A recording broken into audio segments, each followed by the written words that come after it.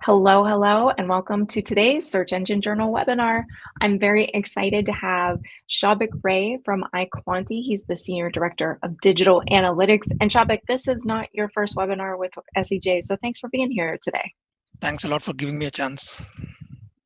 Yeah, we're excited. So we're here today. We're going to talk about holistic search, how you can optimize and measure organic and paid performance. This is one of my favorite topics to talk about when we bring organic and paid together, because those teams that are keeping them siloed and separated, you're missing out on a world of success. So let's do some quick housekeeping so we can get Shabik to the actual important things.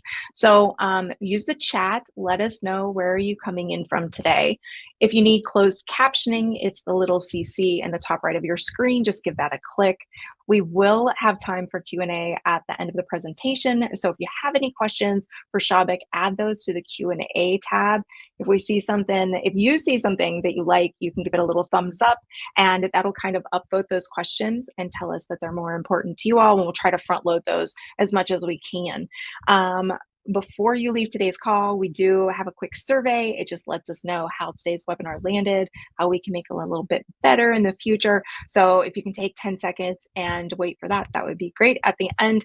And then lastly, you'll receive today's recording and the slides in your inbox. So watch for that. With that, I love to see where some of these people are coming in from. We got the Czech Republic. I'm out of West Virginia. We got Iowa, Nevada. So I love seeing it. Thanks everyone for joining us. Shabik, I'm gonna get out of here. It's all yours. Thanks, Heather. Hi, everyone. So quickly about myself, as Heather mentioned, I'm Shabik Ray. I'm a Senior Director of Analytics at iQuanti, and I primarily focus on helping marketers, helping our clients measure their marketing effectiveness. As a lot of you may be going through your digital transformation journey, so what I'll be focusing today is how do you think about integrated search as part of your digital transformation journey. As part of today's discussion, I'll be focusing on how do you think about holistic search? What are its benefits? Think about what is the role that paid and organic channel plays in the user's journey. And third, we'll spend a lot of time on how do you think about or how do you create a connected search program to implement some of the recommendations, some of the observations we have seen. So with that, let's understand what do we mean by holistic search. So typically, when what we mean by holistic search is looking at the SERP layout as an holistic landscape instead of just focusing on paid and organic. So as you can see on the slide here on the right hand side, the SERP layout is made up of multiple result types. So instead of focusing only on optimizing for paid or only optimizing for organic, an holistic search approach is how do you look at the overall search landscape and try to optimize for each of the elements that are coming up on the SERP page. And what this helps you do is it helps you helps you get more visibility in front of your audiences, which helps you drive more engagement and more clicks, and finally resulting into better business outcome. The other thing what holistic search approach lets you do is it helps you understand and complement each channel based on its strengths and weaknesses. So that is one of the other benefit of having a holistic search approach. And I'll be getting into more details of how do you think about complementing paid search with organic and vice versa. So quickly getting into why is holistic search important. So these are few of the benefits that we have seen when working with our clients. So one of the benefit that we see with holistic search is it gives you higher visibility. It gives your brand higher visibility. So what it helps you do is it helps you maximize your presence on the search real estate. So as we saw in the previous slide, there were different types of search results which come up, and having an holistic search strategy helps you optimize your content to rank for each of those result types. The second benefit that we generally see is it helps you drive cost efficiency. So leveraging the strengths and over or complementing the weaknesses of each channel, what you're able to identify is what is the best way in which you can spend your budget so that you're able to maximize your returns from search. The third benefit that we see is having a consistent message across different digital touchpoints helps improve the user experience, which results in better brand affinity, better brand loyalty among the users. And the final thing which we have seen is when you look at search in a holistic way, looking at both paid as well as organic, you get a lot of insights in terms of what is working, what is engaging your users, what type of content resonates better, what type of conversions are you are able to drive, and also get some learnings from both these platforms, which you can use for optimizing each of these channels individually. So having seen what holistic search is, what are the benefits? So what are some of the common challenges that we see when clients are trying to implement a holistic search approach within the organization? The first challenge that we see is limited resources. Uh, Typically, to run paid campaigns, you need a certain amount of advertising budget which has to be invested. Similarly, for running an organic program, you need to invest in creation of content, creation of technical SEO, optimizing your site. So many a times what we see is not having the right amount of budget or not having the right amount of budget allocated to each of these channels limits or is a big obstacle in having a holistic search approach in the company. The second challenge that we typically see is the departments are siloed. So a lot of time, what the company may be having a dedicated paid search team, a dedicated organic search team. As a result, any kind of learning, any kind of synergy between these two groups is difficult to establish. What we have also seen is even if the the two teams are under the same or are under the same group, even then there are a lot of challenges in terms of the coordination or transfer of learning between these two groups. One of the major hurdles that we have seen in implementing holistic search approach is with compliance, because any changes that you're making to your website, any new content that you're publishing to the website, or making or executing any kind of test, it has to be approved by compliance. And many a times we see that getting the approval from compliance is at a long run process, or many a times we don't get that approval. So compliance is one more area that we see is one of the main obstacles for implementing holistic search. And the third and the other area that we see there are a lot of challenges is understanding or measuring what is the impact that holistic search is driving. And this is an area we'll be focusing a lot more time on, that what is the best way in which you should be thinking about how do you measure your overall holistic search strategy, and what type of business results is it driving. One of the other challenge that we have seen is the Google ecosystem or the Google SERP itself is very dynamic. So a lot of time uh, clients implement a certain strategy which had worked in the past, but because of changes in Google algorithm, the same strategy may not be working. So given the dynamic nature, a lot of times we see that clients are not willing to have a holistic search strategy that they want to go ahead with. At this time, we'll have a quick poll. So just want to, based on the challenges that I spoke about, which of these challenges do you see or you face in your organization when if you are trying to implement a holistic search strategy? Is it limited resources? Is it siloed departments? Is it a challenge with compliance and regulatory practices, or is it majorly with measuring difficulty or the measurement difficulty? So we'll wait for 30 seconds. And that should pop up for most people. And Jonathan, can you max that? You know, he's in the background. There we go. I don't know what was wrong with mine. So here we go. So 35% of people saying siloed departments, which we're not surprised about, right? And the other winner being, oh, there we go. It changed against the limited resources. All right, I'm going to close this down. Thanks a lot for responding. And this is in line with what we typically see. Major challenges are having limited resources to work on paid as well as in the organic channel together, as well as measurement is one of the other challenge that we see. So having said that, now let us try to understand what role does paid and organic play in the user journey. So before I get into how do you think about paid and organic in user journey, the first thing to understand is how do you think about your customers. So the major thing, the way we help our clients or what we recommend is first try to understand what is the customer's need at different stages of their journey. So for example, what type of information are they looking for, what will help them or what will educate them to take an action, and based on that, the next thing that you want to understand is what is their behavior. So where are they consuming this content, which channel are they looking at, what type of content type is resonating well with the users. So based on understanding customer needs and customer behavior, you can then decide what type of role that you want each of these channels to play. And for this, and I'll get into how we think about what role organic and paid search plays along the journey.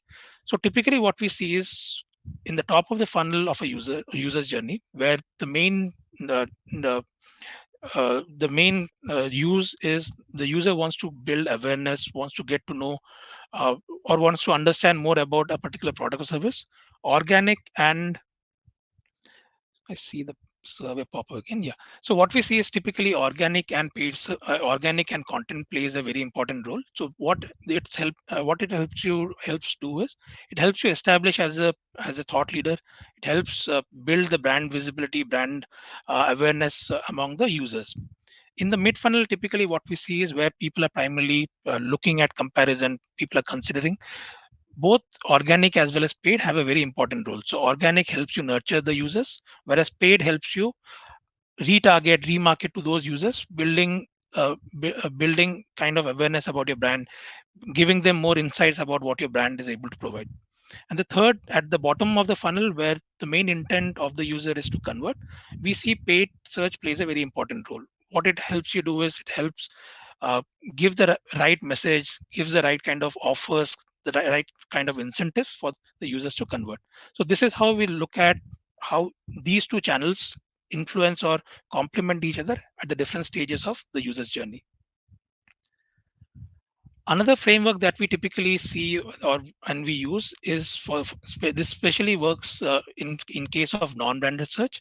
So we look at uh, the user's behavior or the overall landscape based on two major dimensions. What one is, what is the search volume available for a given keyword, topic, or theme, and what is the conversion potential for that particular theme or for that particular topic. So based on that, this is a 2 by 2 that we create. So on the top right hand side are the keywords which have the highest search volume and also have the highest conversion potential.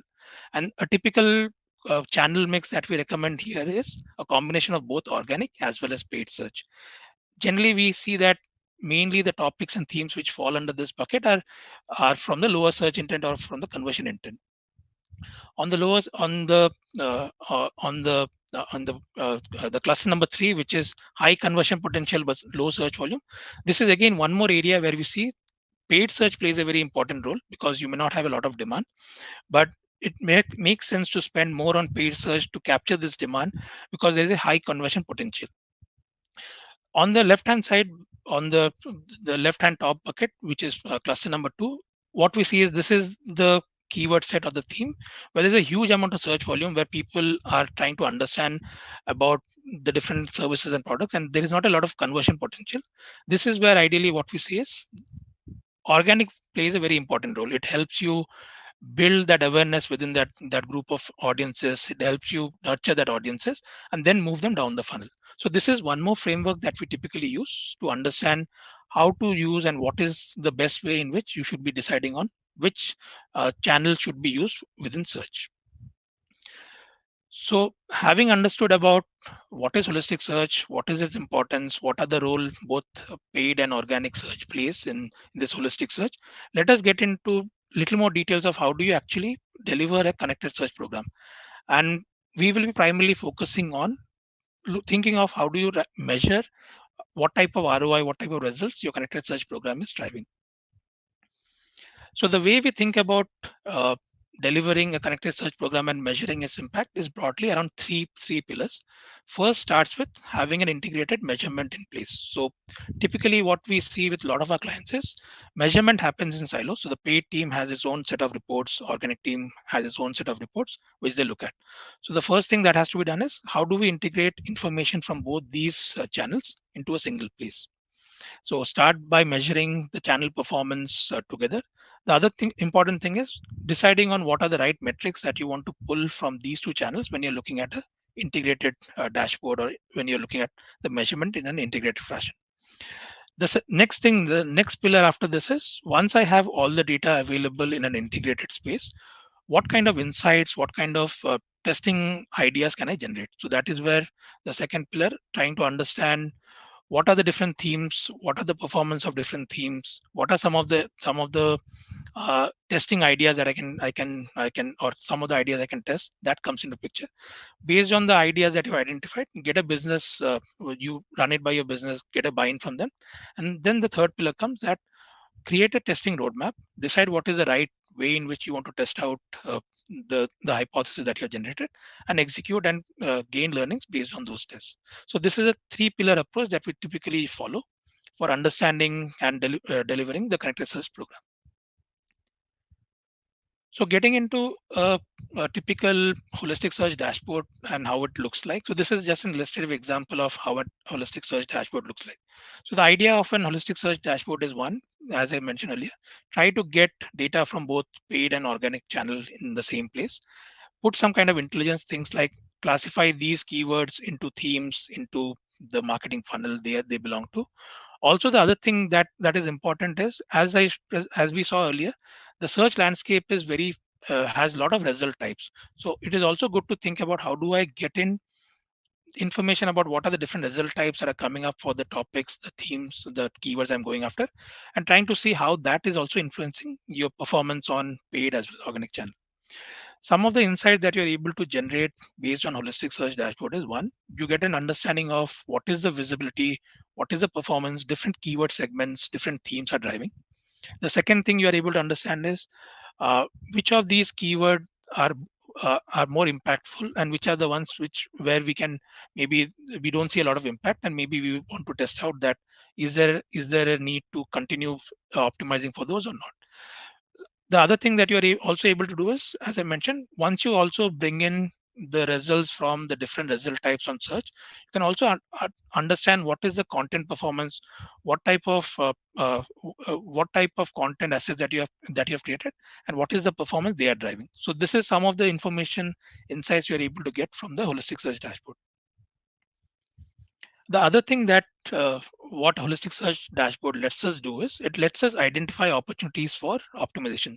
So as in this illustrative example, what we can see is the ones highlighted on this Excel sheet. It tells you that what are some of the keywords where there is not a lot of competition and our organic is doing good, and these may be potential where I want to test out and see, does it make sense to continue spending on paid search, or is my organic program strong enough so that I can gain whatever traffic conversions I lose because of stopping paid search. So that could be one hypothesis you are testing out.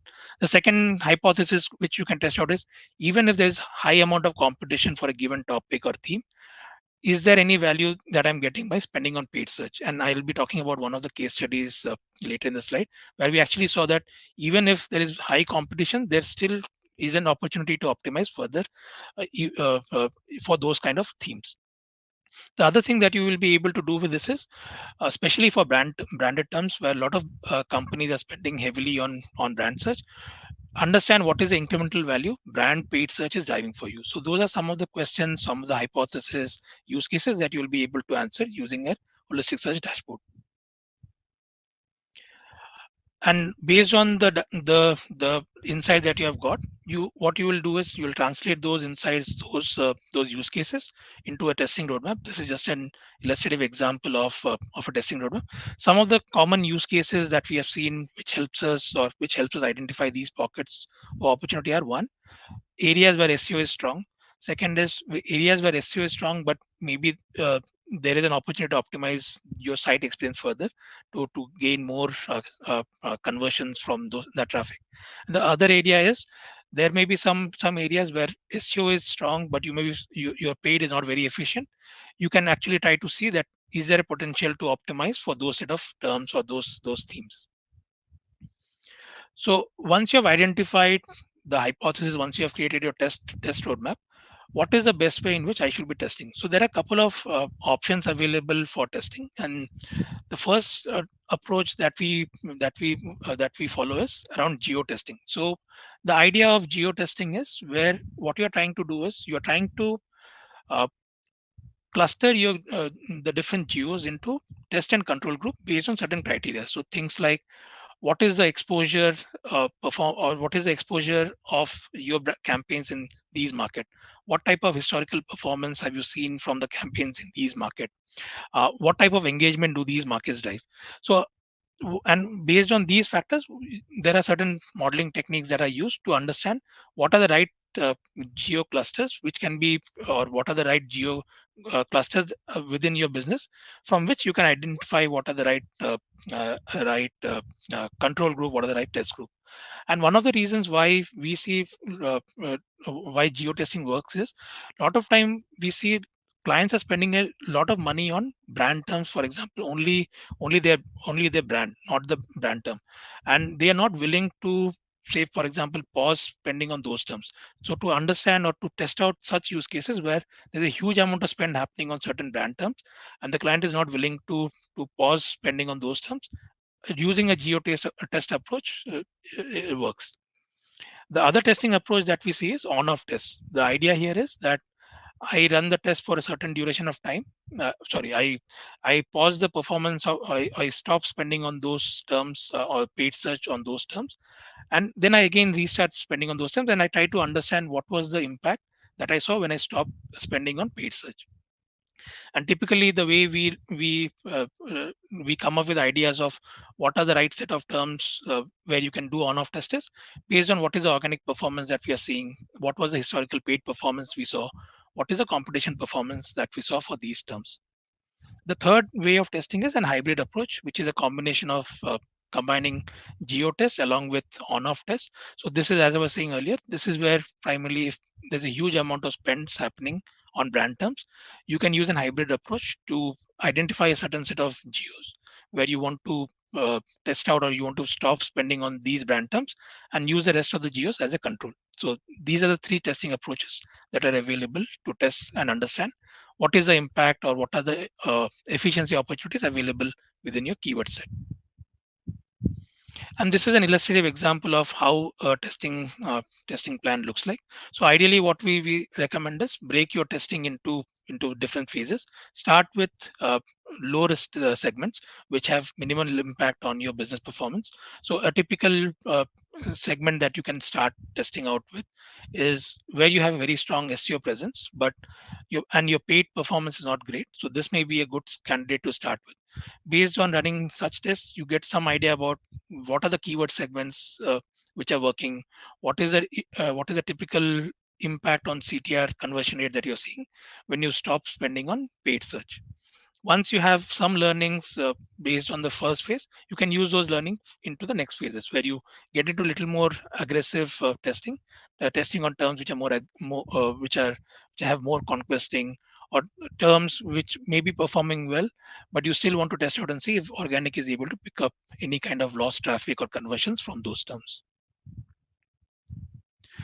So the other thing that we recommend is, so typically a lot of time what we see is clients look at the performance or these test results as a correlation analysis where they try to see that, okay, as I reduce my spend on paid search, I saw an increase in traffic. So based on that, I'm able to say that uh, there it doesn't or paid program doesn't have is not driving a lot of incremental value. So we don't recommend using such kind of correlation analysis. What we recommend is using a framework called causal inference. So this is a modeling technique where what it is trying to understand is what is the causal impact that is happening when a certain action is taken. So for the example that I was giving you earlier, so for example, say you stop spending on paid search, and at the same time you saw an increase in organic traffic, and you conclude that paid search is not working. It may be because of seasonality, the demand for organic search went up, and as a result, the conclusion that you were able to draw was not the true conclusion. So using a causal inference frameworks helps you avoid such kind of data inference mistakes that may happen. So, and also one of the other benefit is causal inferences can not only be used for understanding test results, this can be used for many of the other marketing use cases that you may be having. So could be as you're running your A/B testing, it can be used for that.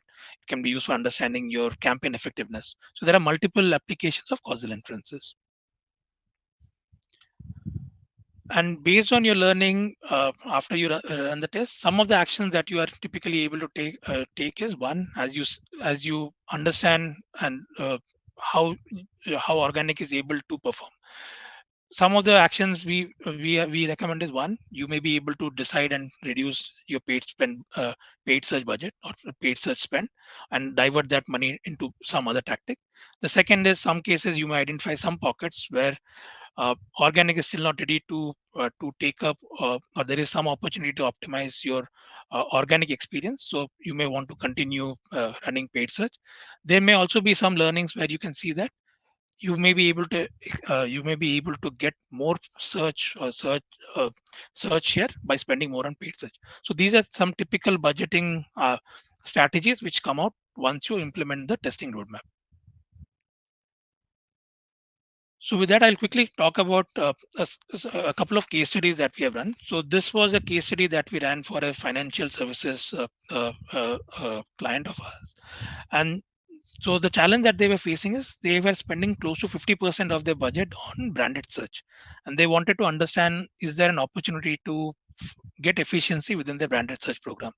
So what we did was we looked at the overall paid search as well as organic search landscape, primarily focusing on branded, and we identified there were around 1,900 keywords which were overlapping between these two programs.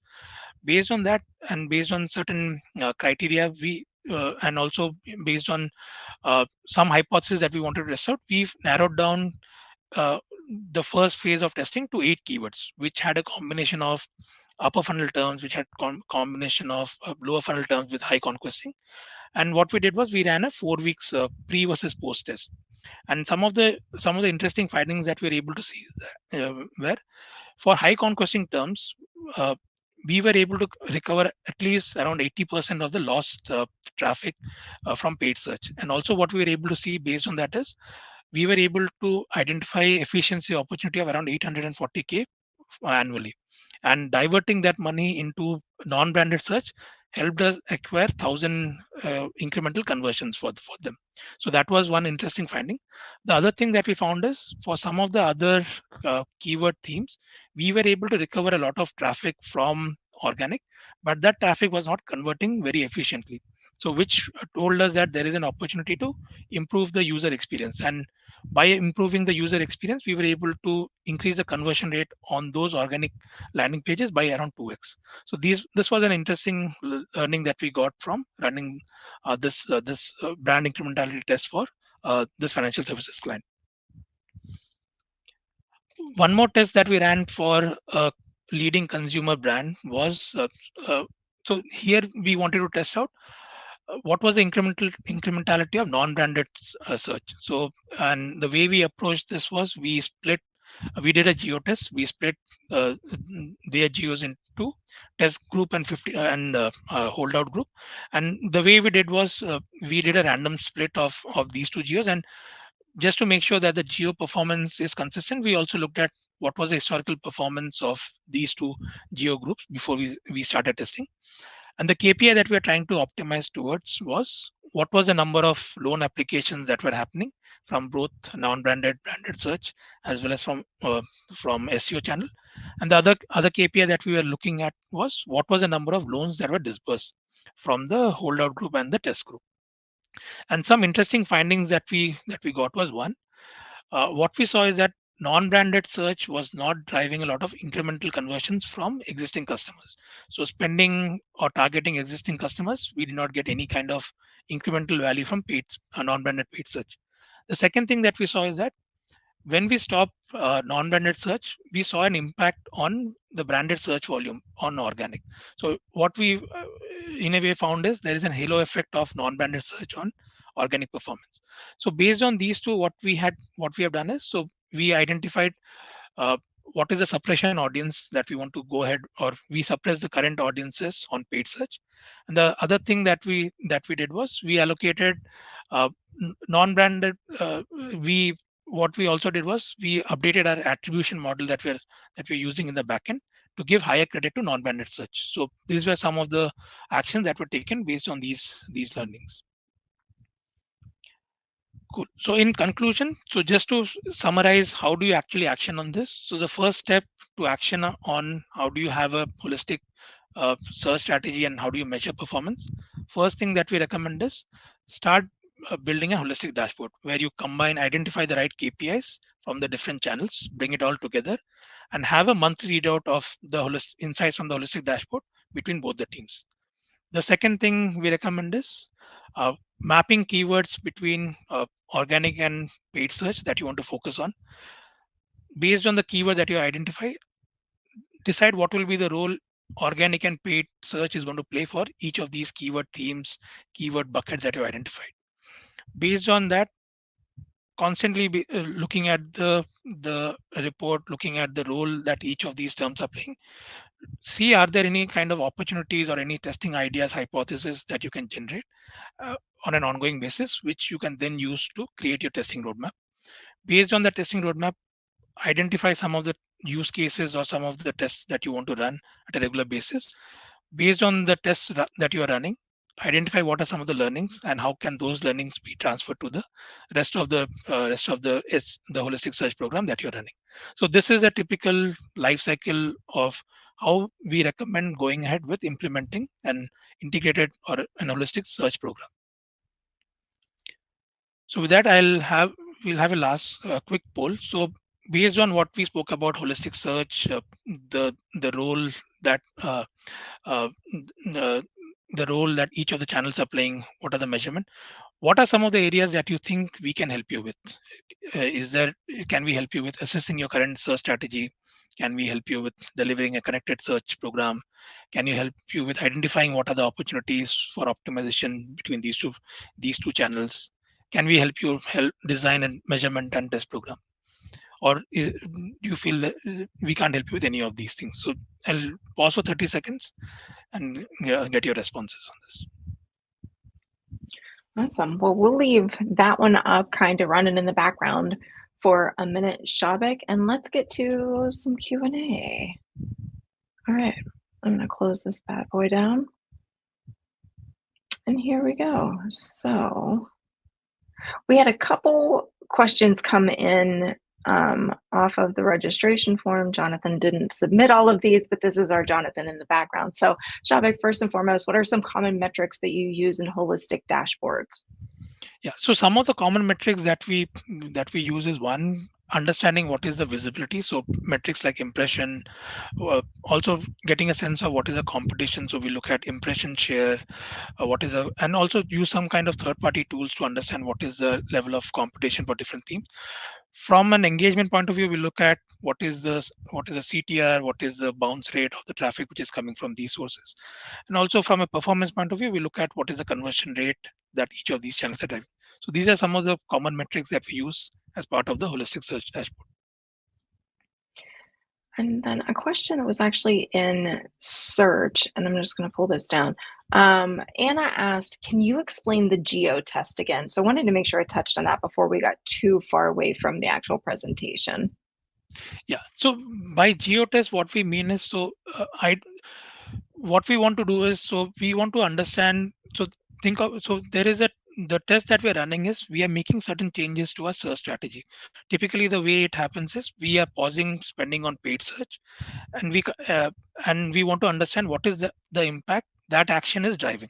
So what GeoTest lets us do is it lets us group our geos into two groups. One is the control group, one is the test group.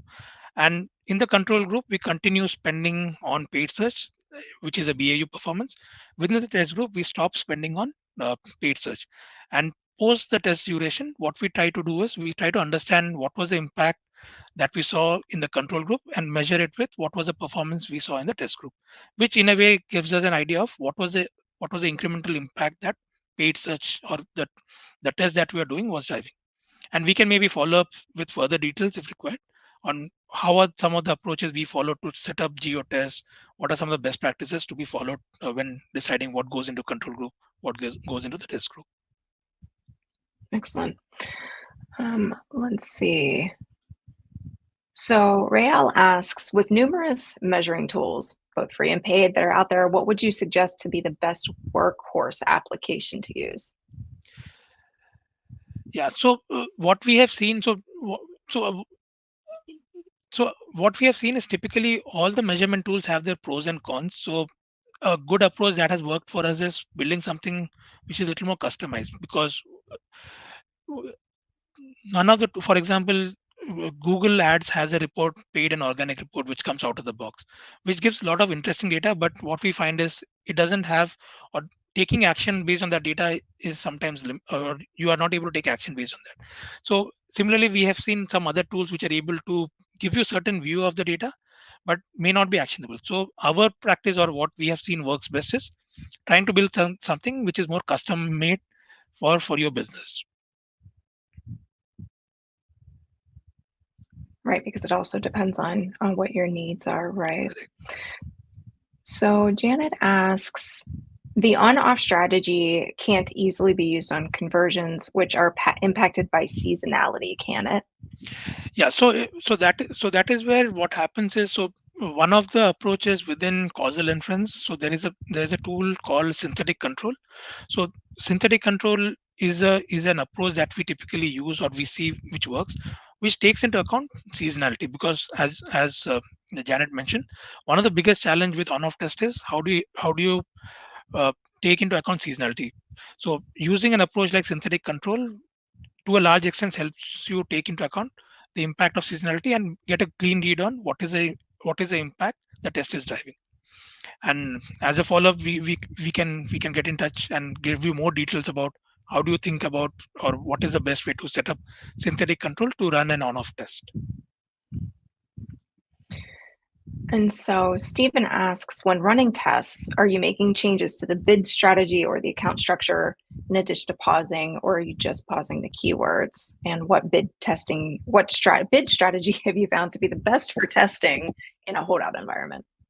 So typically, account structure changes, so until unless we are doing a geo based testing, and also it depends on what is the current setup of the client. So typically what we have seen is account structure changes may be required when we are running geo tests, because we want to pause running campaigns in certain geos, and continue running campaigns in certain geos. But again, so depending on how the current account structure is set up, we decide that what is the best, because one of the other factors that goes into deciding what is the right testing approach to be used is what is the effort needed to make changes to your current paid account or your paid setup. Because any changes that you make to paid setup, there's a learning phase which the algorithm goes through, and once you pause it, it may take some time to again start relearning. So majority of the time, the testing approach that will be followed depends on what is your current account structure. But account structure comes into picture if we are doing geotest. Most of the time, what we have seen is that the testing that we do is primarily uh, stop, pause bidding on keyword, and test out what is the impact. We haven't done a lot of testing on changing different bid strategies. Those are some of the things which are in the roadmap, that what is the best way to set up tests when we are changing bid strategy. But majority of the tests that we do are pausing spending on keywords.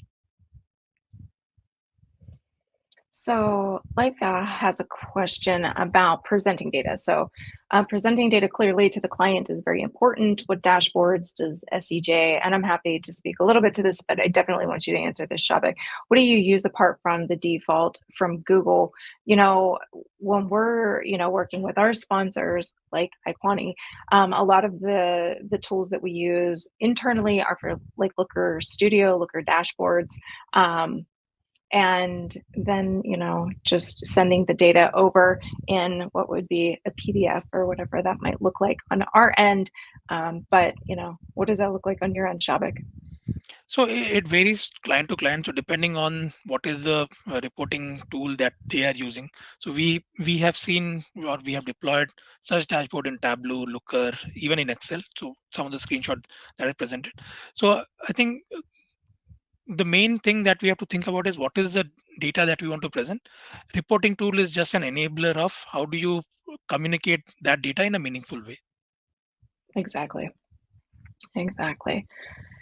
And let's see, we already asked that one. You know what, Shavik, we might be out of questions. Oh, wait, it's here from Alexandra. How can you tell which organic keywords are driving conversions or making an impact on the business?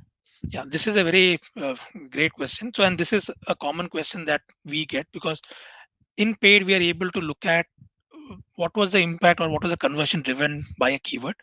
In organic, because we are not able to get that granular information about a keyword, so we use certain approximation techniques. So we look at things like what is the distribution of traffic that is coming from the different keywords driving traffic to a page, also to get a sense of what is the conversion intent of that keyword. We also look at what is the performance of those keywords on paid search, and based on looking at conversion intent, looking at the amount of traffic that these keywords are driving, we come up with what would have been an estimated conversion that can be attributed to a keyword from organic.